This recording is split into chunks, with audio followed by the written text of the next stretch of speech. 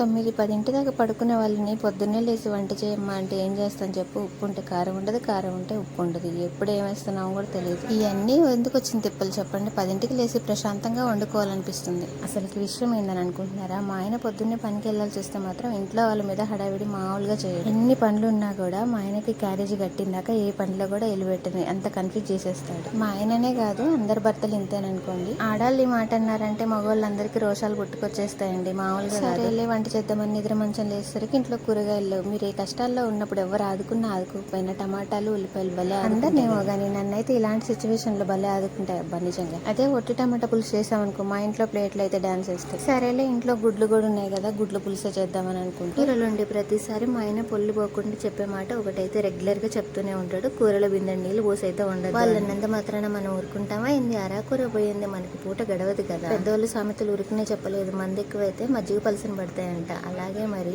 4 కంచాల్లోకి రావాలి కదా. సరే అబ్బా, నేను చేసిన గుడ్డు పులుసు మీకు నచ్చితే పోతూ పోతూ కుడిసెత్త కోసం లైక్ కొట్టే